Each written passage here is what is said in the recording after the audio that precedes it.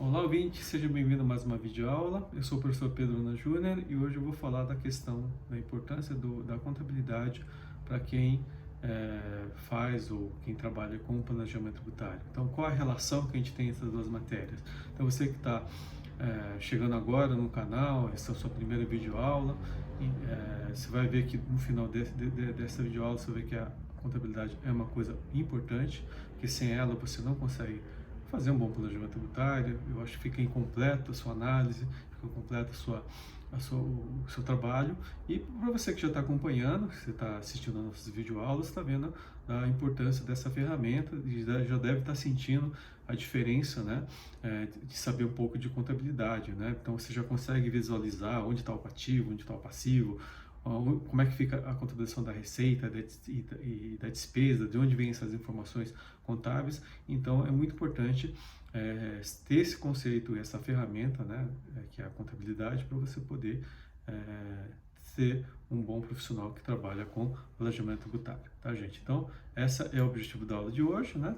E vamos começar a nossa videoaula, né? Então, antes de mais nada, né?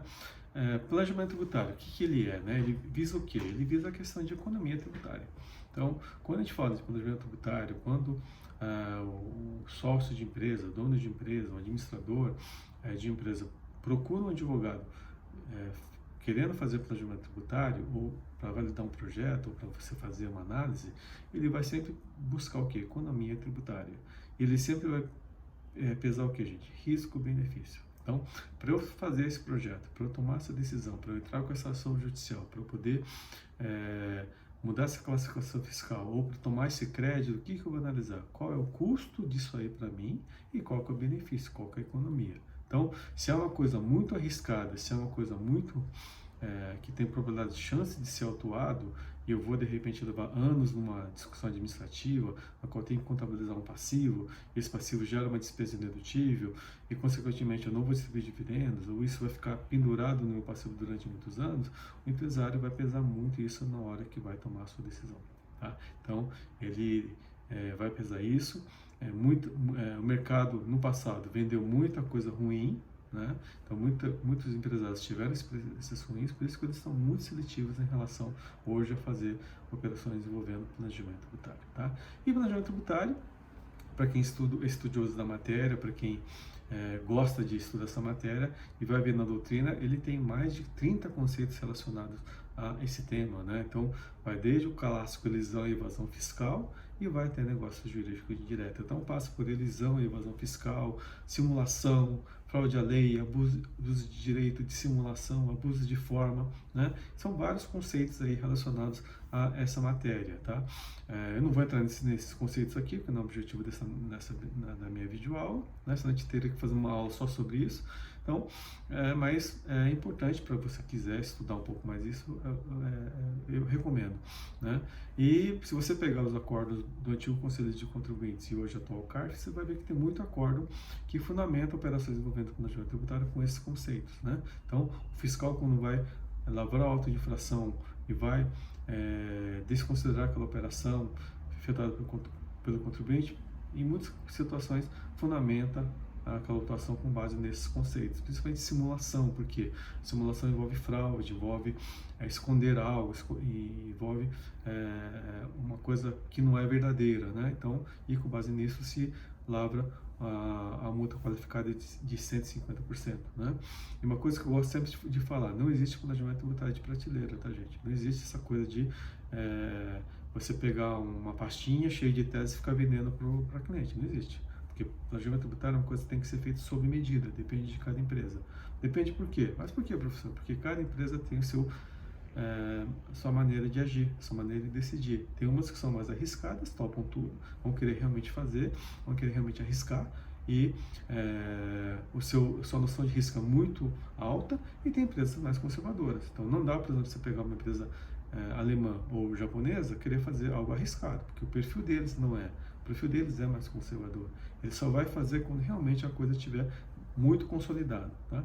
Já outros tipos de empresas são mais arrojadas. Elas vão realmente querer arriscar, vão realmente querer fazer aquela operação, vão querer aquela economia tributária e vão querer fazer aquela compensação tributária para poder tomar o benefício. Tá? O planejamento tributário tem que ser feito o quê, gente? Tem que ser feito sob medida, como se fosse roupa de alfaiate. Então, ele vai depender o quê? De grau de risco da empresa, de grau de risco do que o empresário está disposto a correr, tá? Então, por exemplo, não adianta você pegar uma roupa P e uma pessoa que tem um manequim G usar, e vice-versa, porque não vai servir, não vai ficar legal, não vai ficar bacana, né? Vai ficar até aquela coisa meio disforme. Então, tem que fazer de acordo com o grau de risco. Então, tem empresas que estão dispostas a correr o risco maior, e empresas que estão dispostas a correr um risco menor. Então, cada um tem uma maneira de gestão e cada um tem uma maneira de decidir e fazer ou não aquele projeto, fazer ou não aquela operação, tá? E para você, né, que quer fazer militar com essa área, quer desenvolver essa área, o que você precisa ter, gente? Precisa ter conhecimento, tem que ter estudar muito para poder desenvolver fazer um bom planejamento tributário. Então, por exemplo, uma pessoa que quer trabalhar com planejamento tributário, não basta conhecer só direito tributário, ele tem que conhecer outras áreas do direito, porque ele vai te dar o fundamento, vai te dar o conhecimento para você poder ver a consequência tributária. Eu costumo falar, tributária é consequência, gente. Ele né, a gente vai ver as consequências tributárias para poder propor para o cliente. Então, eu tenho que saber, por exemplo, direito societário.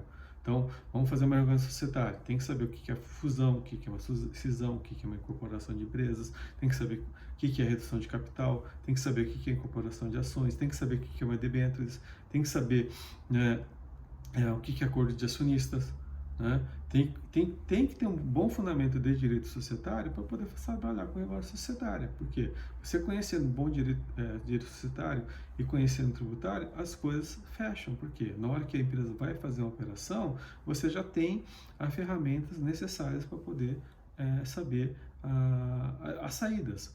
Contratos, por exemplo. Hoje, com essa questão de direito digital e novas tecnologias, né, você tem que conhecer muito bem contratos, porque hoje tem muita coisa que está surgindo com tecnologia nova, né? E sabendo o direito contratual, você consegue, junto com o direito tributário, dar uma solução tributária. Por exemplo, vamos imaginar hoje essa questão de serviço virtual, por exemplo, né? No qual o serviço é feito na sede da empresa, depois é entregue através, você manda por e-mail. Né? Onde é devido o ISS? É no lugar do tomador ou do prestador de serviço? Né? E outras coisas mais, como a internet, né, que foi a grande discussão. O que é devido? É ICMS, é ISS ou não é nenhuma coisa nem outra? Né? Então, são várias questões aí novas que estão surgindo que você tem que saber. Direito penal hoje está em moda, né? Tendo essas grandes operações envolvendo Polícia Federal, né? Lava Jato, por exemplo. Hoje o administrador ele tem que saber muito qual que é a sua responsabilidade penal, né? E o advogado que mexe com direito tributário tem que saber porque ele vai dar assessoria, porque muitas coisas envolvem crime contra a ordem tributária. Então tem que saber não só direito tributário, mas também direito penal. E tem muito advogado na área tributária que assessora penalista, porque eles têm que trabalhar em conjunto, porque a estratégia penal tem que estar junto com a estratégia tributária. Civil, esse é o fundamento, né, gente? Direito das obrigações, direito de família, direito sucessório, direito real, tudo isso vem do direito civil. Então você tem que saber muito bem direito civil para poder também militar e transitar bem no planejamento tributário. Trabalhista, hoje a questão de encargos previdenciários, recuperação de encargos previdenciários, né? Você tem que saber direito trabalhista para poder definir e entender se aquela verba é sujeita ou não a encargo previdenciário, né? Contabilidade, tem que saber, gente, porque a informação vem da contabilidade. Fiscal, quando vai elaborar auto de infração, de onde tirou aquela informação? Puxou da contabilidade, puxou do razão contábil, puxou do balanço patrimonial. Então, se você não sabe mexer nisso, não sabe ler aquela documentação contábil, você não consegue fazer um bom planejamento tributário, né? Economia, tem que saber economia e finanças, gente, porque essa é a linguagem que o empresário fala, risco-benefício. Ele não vai falar juridiquês. Ele não quer saber que você vai levar 10 anos para conduzir uma ação judicial, que você vai entrar com embargos, recurso especial, agravo. Isso para ele não interessa, porque isso é muito técnico. Ele quer saber qual que é o risco-benefício né? Quais são as chances de ganhar aquele processo ou de perder aquele processo e se vale a pena tomar aquela decisão. Então, saber finanças é muito importante. E outras habilidades, outros conhecimentos que você vai ter que ter dependendo de cada situação. Por exemplo, direito aduaneiro, para quem mexe com importação e exportação, direito internacional, para quem mexe com empresas que têm controlados, coligados no exterior, são controladas por empresas estrangeiras, tem que saber direito internacional. Por quê? Você tem que saber qual que é o impacto que a operação brasileira vai dar lá na matriz, e vice-versa. Tem que saber, não tem como. E é isso que a gente tem que analisar. E contabilidade é uma dessas ferramentas, gente. Você sabendo contabilidade, isso vai te ajudar muito, né, para você poder se tornar um bom profissional, né, advogado empresarial, né? E planejamento tributário, a gente envolve o que, gente? Criatividade, né? Como eu falei para você, você tendo conhecimento, tendo fundamento, você vai de repente estar numa reunião, você vai estar discutindo com o cliente, e aí de repente ele quer fazer daquela maneira, e aí você vê qual que é o impacto, vê qual que é o custo, vê qual que é o risco, e aí se você conhece bem, você consegue ter a criatividade para oferecer uma solução alternativa. Então, ser criativo, né, tem que ter conhecimento. Então, planejamento tributário é o que, gente? Criatividade. Você vai propor opções A, B, C, D para o cliente para fazer a mesma operação. Em vez de você fazer uma compra e venda, você pode fazer de repente uma permuta, você pode fazer uma dação de pagamento, você pode fazer, né, um empréstimo. Então depende de cada situação, né? Você tem que analisar e você pode oferecer alternativas, né? Envolve também, gente, procurar oportunidades, brechas e lacunas que a legislação tributária permite. E isso, gente, é um fato. A legislação tributária é muito complexa. O legislador, quando ele edita uma lei, uma medida provisória, um decreto, uma portaria, qualquer coisa, né, envolvendo questão tributária, ele nem sempre consegue abranger todas as situações que o mercado faz. E essas lacunas é que criam oportunidades, né? Então, se você tem um bom fundamento e conhece bem, né, as questões não só tributárias, mas questões também envolvendo as outras áreas do direito, da economia, da contabilidade, isso vai te ajudar muito a poder fazer e criar oportunidades de planejamento tributário, né? Outra coisa que eu sempre recomendo, tem que entender bem o negócio ou o problema apresentado, né? Porque não dá para você ser superficial, ou o cliente só passar uma ponta da coisa, só a ponta do iceberg, eu costumo falar. Que eu costumo sempre fazer uma comparação, direito tributário é que nem direito penal. O cliente é sempre inocente, né? Ele sempre fala que não fez nada, mas você tem que aprofundar, tem que conhecer bem, né? E pode ser ativo ou passivo. O que é ser ativo? É você tomar iniciativa, sair uma legislação nova, sair uma mudança nova, sair um decreto novo, alterando uma questão tributária, você olhar aquilo e ver se aquilo se adequa ou não para o seu cliente, você liga para poder avisá-lo que houve um aumento de carga tributária ou tem uma oportunidade de redução de carga tributária. Ou passivo, você espera o cliente te consultar, espera o cliente te demandar, espera o cliente te contratar. Então esse aqui você tem que saber pesar, né? O ideal seria você ser mais ativo do que passivo. É lógico, o ativo não é para você ficar vendendo tese, sendo chato o cliente, ficar mandando um monte de e-mail, ficar mandando um monte de WhatsApp, forçando, não. É fazer coisas pontuais, coisas de acordo com sua medida. Quer ver uma coisa interessante que você podia fazer com o seu cliente? Fazer uma visita uma vez por mês. Mas não tem nada para fazer. Não, vai conversar, falar dos processos, por exemplo. Daí, de repente, num bate-papo, surge uma oportunidade. O cliente também aproveita que você está lá, e aí surge, de repente, uma consulta, surge, de repente, um projeto para você fazer. De repente, você está antenado no que está acontecendo, você já oferece para o seu cliente, né? Então, não é perda de tempo, né? Então, eu já fiz muito isso na minha vida e sempre voltava com um trabalho para fazer, porque o cliente aproveitava, e lógico, né? A gente procurava sempre ser prático e objetivo, gente, porque pensa bem, o administrador não pode perder tempo. Ele não está, o tempo dele é escasso, então você tem que ser objetivo e tem que ser prático, e sempre pensar, gente, risco-benefício. Quando você começar a pensar dessa maneira, você vai ver que sua profissão vai mudar bem. E aqui, o que a gente tem aqui, gente? É um checklist. Esses são os, diria, cuidados, né, que a empresa geralmente tem que ter quando vai fazer um planejamento tributário, tá? Então, por exemplo, né, vai fazer uma coisa, tem que ser lícito. Então, a ação ou omissão tem que ser lícita, tem que ser com base no que a lei permite ou que a lei não proíbe. Então, esse já é um bom caminho. já está, né, no caminho correto. Tem que correr antes do fato gerador. Lógico, né, gente? Planejamento. Tem que planejar. Então, vou ter que analisar aquilo que vai ser feito, risco-benefício, para tomar decisão e fazer. Tá? Então, correr antes do fato gerador, que tem a ver com o conceito de elisão fiscal, que se você fizer depois de tentar consertar, isso não é elisão fiscal, isso não é planejamento. Jamais simular, ou seja, aquilo que eu estou fazendo é aquilo que está sendo declarado, aquilo que está sendo efetuado, tem fundamento, tem razoabilidade, né? Não é uma falsidade que eu estou fazendo, eu não estou querendo enganar ninguém, tá? E hoje, às vezes, é uma linha muito tênue do que seria, né, simulação do que não seria simulação. Então, o fisco vai sempre achar que a empresa está fazendo sacanagem. Então, você tem que ter o quê? Argumentos para dizer que não, que aquilo que está sendo feito é verdadeiro, né? Outro ponto que sempre levado em consideração que estou falando e reforçando bem, gente, questão de risco-benefício. Fazer tudo, o empresário sempre vai pesar e vai perguntar e vai analisar risco-benefício. O que você está me propondo vale a pena? O que eu estou fazendo vale a pena?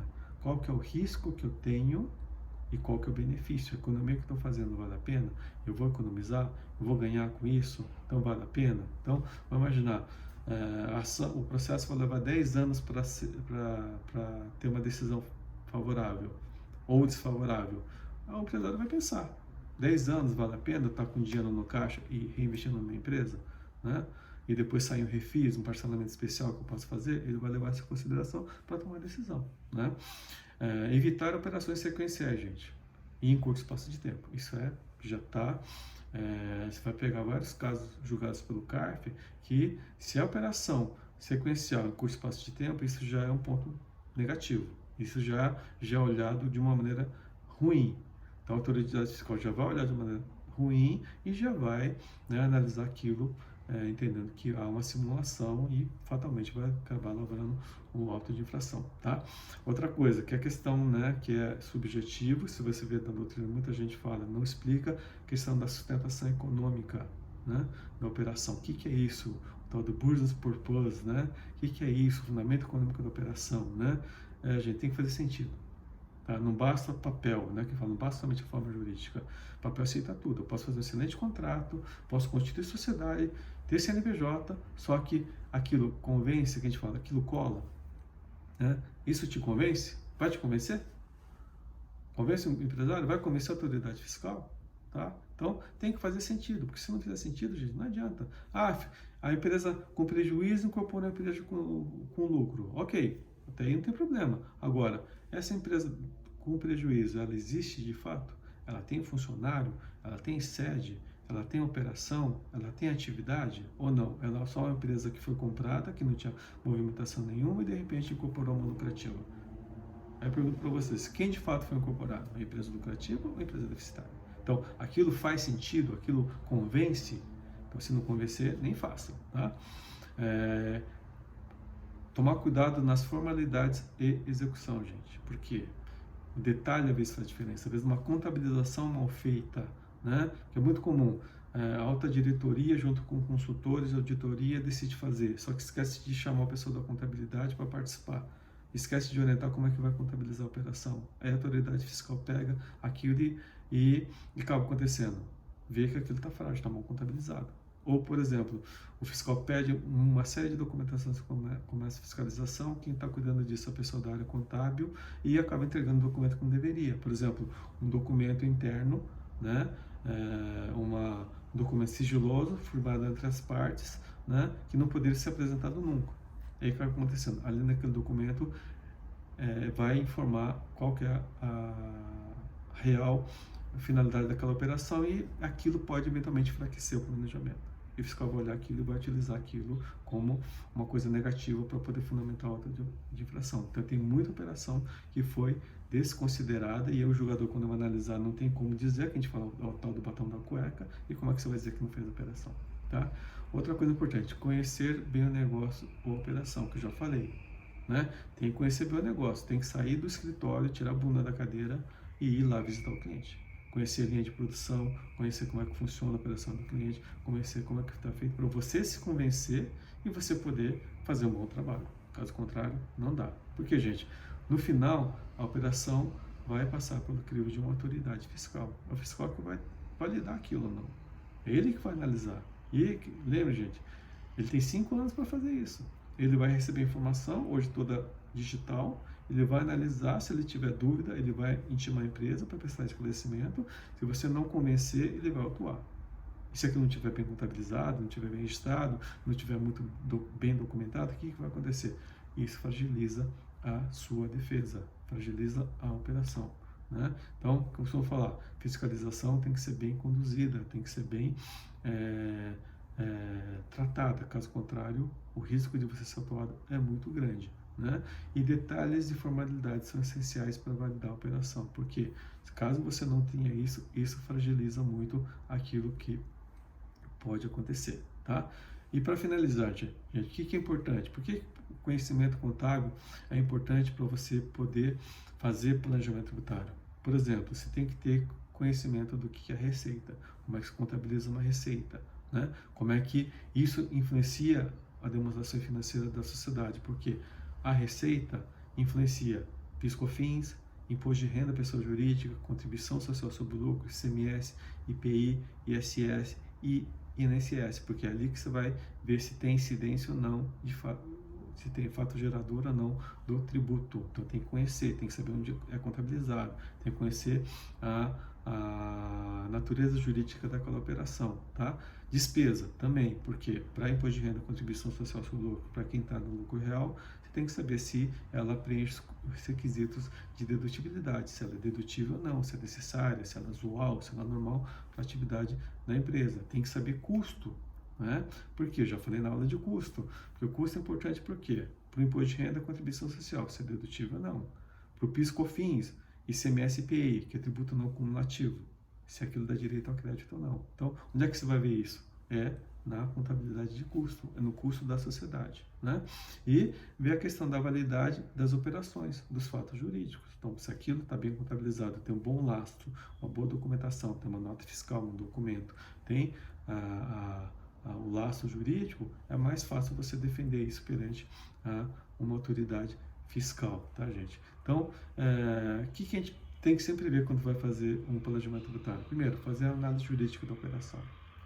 Analisa a operação para ver, né, quais são os impactos tributários daquilo, e você vai se socorrer às vezes de outras fontes do direito para poder validar aquilo. Tem que saber o que é uma debênture, tem que saber o que é uma redução de capital, tem que saber o que é uma permuta, tem que saber, né, direito real às vezes, tem que saber sucessão, né? Então tem que saber um monte de coisa para saber a questão tributária.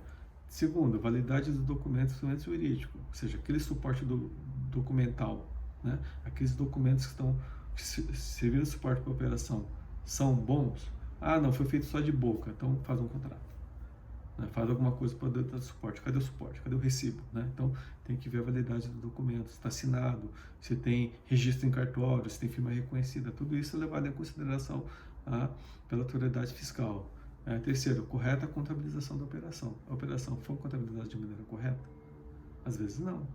Às vezes o cliente está falando que é uma coisa, só que o contador contabilizou de maneira errada.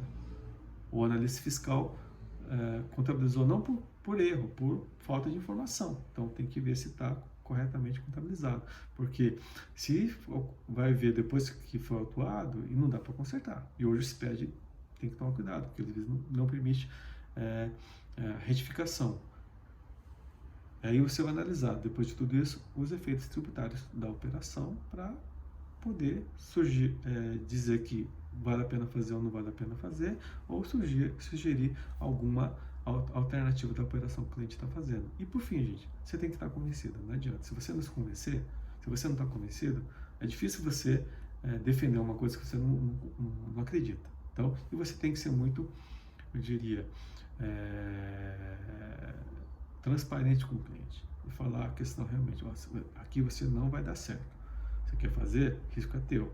Se der errado, eu posso até te defender, mas as chances disso estão ruins. Tá? Não fica só pensando no horário. O horário é bacana, é legal, mas aquela coisa. É fácil você perder um cliente. Conquistar um nome demora muito tempo, para perder é muito fácil. Então, vale a pena você fazer aquilo? Vale a pena se propor aquilo?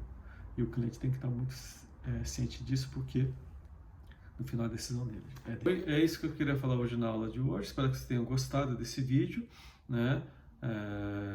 Ver a importância que é saber contabilidade para poder trabalhar muito planejamento tributário. Você que está chegando agora, acompanha nossas aulas, videoaulas, porque vai te dar muito fundamento, bastante noção. Você que já está acompanhando, isso complementa, né, tudo que você está estudando. Você está de parabéns se chegar até agora e está assistindo nossas aulas. Isso vai ser uma ferramenta e um diferencial para você. Então, gostou? Dá o like, né, se inscreve aí no canal, compartilha o vídeo que ajuda o canal a poder continuar esse projeto. Obrigado, gente. Até a próxima.